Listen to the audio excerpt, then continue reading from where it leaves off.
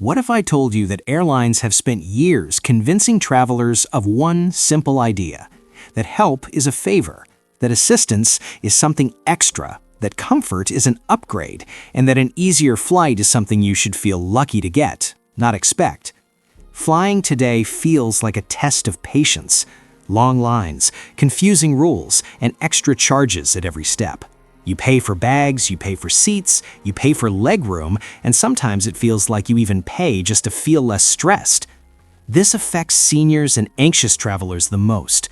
If you move a little slower, if standing for long periods hurts, or if crowds make you uncomfortable, the system can feel like it's working against you.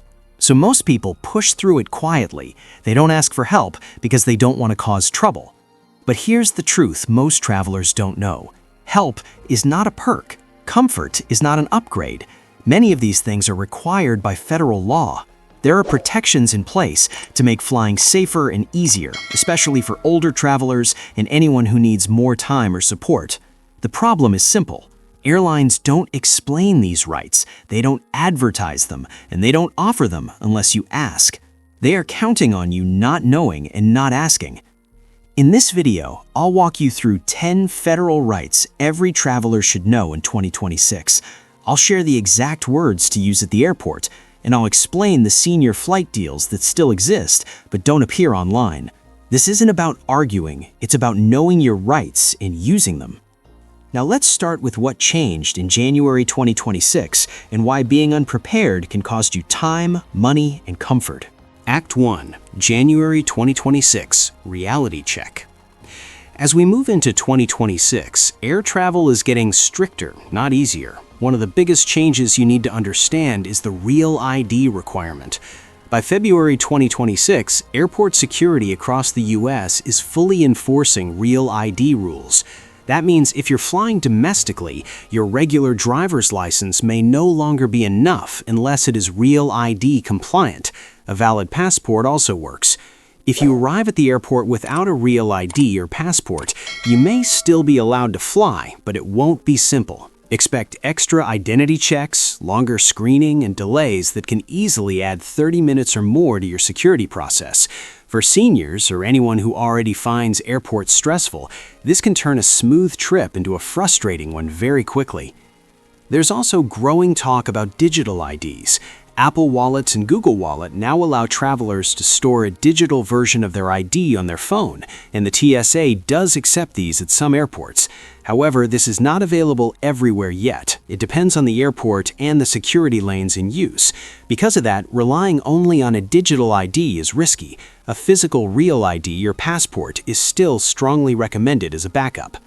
Security itself is also changing in 2026. More airports are rolling out touchless ID checks, facial recognition, in automated gates. Clear lanes and TSA PreCheck continue to expand, which helps frequent flyers move faster, but can make standard security lines feel slower and more crowded. On top of all this, 2026 brings unusually heavy travel demand. Major events like the FIFA World Cup will bring millions of additional travelers through U.S. airports, especially during peak months. More passengers mean longer lines, more pressure on staff, and less patience in the system overall. All of this leads to one simple reality: airport security is getting stricter, busier, and less forgiving. And that's exactly why your rights as a traveler matter more than ever, because when the system is under pressure, knowing what you are legally entitled to can make the difference between a stressful trip and a manageable one. Security is getting stricter, lines are getting longer, and every minute counts. But what if I told you that no matter the chaos, there are laws designed to protect you, rights that can make your next flight smoother, faster, and stress-free? In the next section, I'll show you exactly what those 10 federally protected rights are and how to use them to your advantage. Act 2. The law behind your power. The key to taking control of your flight starts with one important law: the Air Carrier Access Act, or ACA. This federal law exists to make air travel safe, accessible, and fair for travelers who need extra help. It's not a guideline or a suggestion, it's your legal right. The ACA protects a wide range of travelers: seniors, people with mobility challenges, those with anxiety, balance issues, fatigue, or other medical conditions all fall under its coverage. Even if you don't have a visible disability, the law recognizes conditions that make standing, walking, or navigating crowds difficult as valid reasons for assistance. It's important to understand the difference between rights and preferences. Airlines will try to treat requests as extras or perks, but under the law, many accommodations aren't optional, they are required. The catch is simple. Airlines don't have to offer them unless you ask, and you have to ask in the right way. That's where language matters. The words you use are more than polite phrasing, they are legal triggers. Saying, "I need this because it would be nice," won't work. You must state your needs as an accommodation under the law. For example, "I require a bulkhead seat due to a medical condition," is a clear, legally recognized request. In short, the ACA gives you power, but only if you know it exists and use it correctly. When you do, a simple conversation at the airport can unlock priority boarding, free seat upgrades, guided assistance, and other benefits most travelers never receive. And this is just the beginning. Knowing the law is powerful, but knowing the exact words to use at the airport is what turns theory into action. Next, I'll show you the 10 most important rights every traveler should claim and the phrases that make them happen. Act 3. The 10 federally protected rights. Right 1. Pre-boarding. Your first federally protected right is pre-boarding. Many travelers don't realize that walking, standing, or moving slowly counts as a major life activity under the law. That means if you have mobility issues, balance concerns, or age-related limitations, you qualify for early boarding. Pre-boarding lets you get onto the plane before everyone else, even before first class, elite members, or military boarding groups. You can find your seat without the stress of being pushed, manage your carry-on, and settle in calmly. The key here is exact phrasing. Don't ask politely if it's okay, make it a statement. For example, say, "I'd like to request pre-boarding as I need additional time to reach my seat and get settled." This phrasing triggers the legal obligation for the gate agent to assist you. No explanation, no doctor's note, no extra forms, just your right. Right 2. Free seat accommodations at no extra charge. This includes aisle seats, extra legroom, and bulkhead seats if you need them due to a medical condition. Airlines often try to treat these as paid upgrades, but under federal law, they are free if required for your health or mobility. Frame your request correctly. Instead of saying, "I want an aisle seat," say, "I require an aisle seat due to a medical condition that requires frequent access to the restroom." If you travel with a companion or personal care attendant, the law also ensures you sit together at no extra charge. Don't rely on the online seat map. It's often misleading. Many premium seats are held back for airport control, and the gate agent has access to the real map. Arriving early and using the correct legal phrasing often gets you the seat you need for free. Right 3. Guided assistance, also called Meet and Assist. Another powerful right is guided assistance, also called Meet and Assist. This service gives you a personal escort from the gate all the way to your seat and back again if needed. If you have mobility challenges, fatigue, anxiety, or simply need extra support, the airline is legally required to provide this service. The escort can help with luggage, navigate security, and guide you through crowded terminals. In some airports, they can even issue a family gate pass, allowing a loved one to accompany you through security to the departure gate. The key is using the right words. Say, "I need guided assistance from check-in to my seat due to mobility limitations."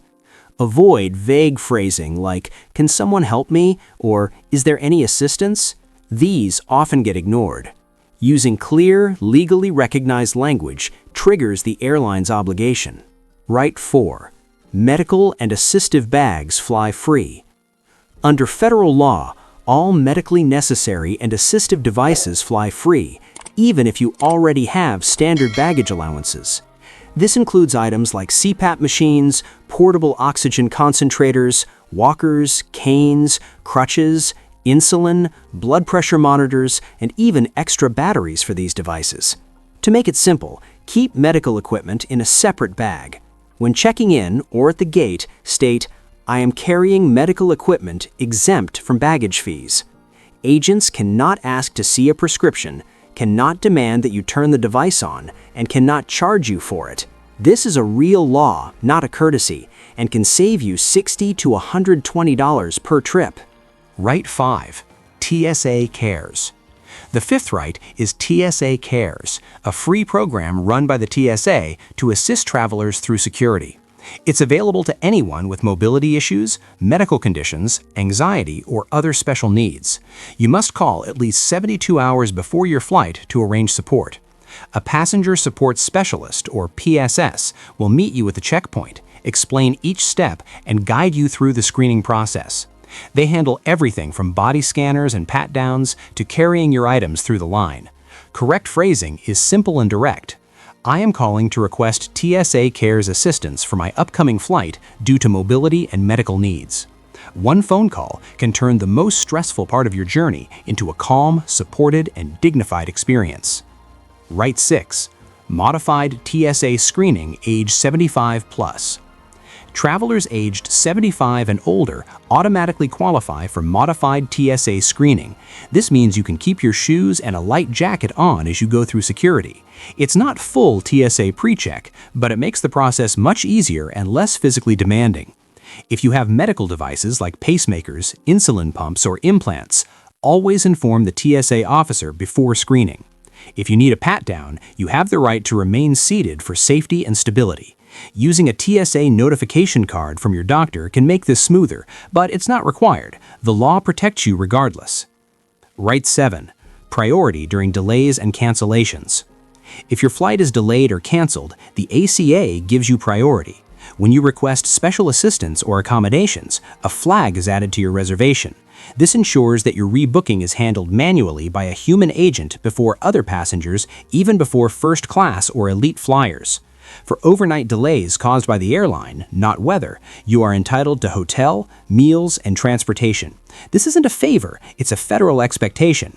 When approaching the service desk, you can say, "I am a passenger with pre-registered medical or mobility needs. This extended delay is causing a hardship. I need priority rebooking and information on hotel and meal accommodations." This language politely reminds the airline of its obligation under the law. Right 8. Tarmac delay protections. The tarmac delay rules protect you if the plane is stuck on the runway. For domestic flights, airlines cannot keep you on board more than 3 hours and 4 hours for international flights. After 2 hours, they must provide food, water, and working lavatories. If you have medical needs, these protections override standard timing.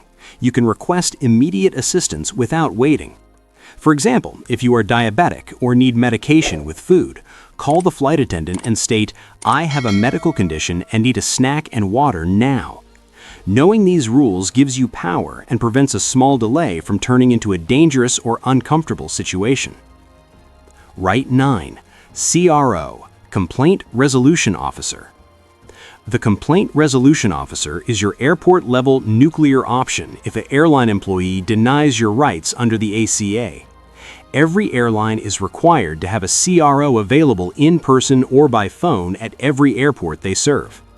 You should ask for a CRO calmly and firmly when a gate agent refuses pre-boarding, a seat accommodation, or guided assistance. The exact phrase that works every time is, "You are denying me a reasonable accommodation under the Air Carrier Access Act. I request to speak with a complaint resolution officer immediately." In almost every case, just saying CRO triggers action. The agent will usually comply rather than escalate further. Right 10. DOT Complaint Power. After your flight, you also have the power of a formal DOT complaint. Airline contact forms or tweets don't have the same weight. They mostly go to marketing. The DOT complaint goes straight to a specialized federal team that tracks airline compliance. When you file, include the exact incident, date, flight, and rights denied. The airline is legally required to respond in writing within 60 days. Using the right language ensures your complaint is taken seriously. The airline failed to provide a reasonable accommodation under the Air Carrier Access Act. I requested service and was denied, causing harm and distress. This is your ultimate accountability tool. The airline cannot ignore it, and it adds a permanent record to their operations. Act 4. Hidden senior flight deals. Senior fares haven't vanished, they've just disappeared online. Airlines now use dynamic pricing algorithms that show the highest possible price to most travelers. Fixed senior discounts break this system, so they are hidden from online searches. To find them, you need to call the airline directly. Here's what to know. Delta Airlines, senior fares exist but are not bookable online. Always call and ask specifically for a senior fare for a passenger over 65 on this route. United Airlines, some fares can appear online when selecting Senior 65 Plus in the Traveler menu, but a call often uncovers lower options. American Airlines, senior fares exist on select routes. A phone call is your best bet. The trick is the exact wording. A general, "Do you have discounts?" will usually get you the standard online fare. Use, "Can you please check for a senior fare for a passenger over 65 on this route?" Always compare prices. Do your homework, note the online price, then call. Hidden senior fares can save $50 to $200 per ticket, especially on last-minute or complex international flights. Remember, the airlines may hope you'll stay quiet or intimidated, but now you hold the rule book. Use your rights and make your next trip easier, calmer, and more enjoyable. And never forget, they're not doing you a favor. They're following the law.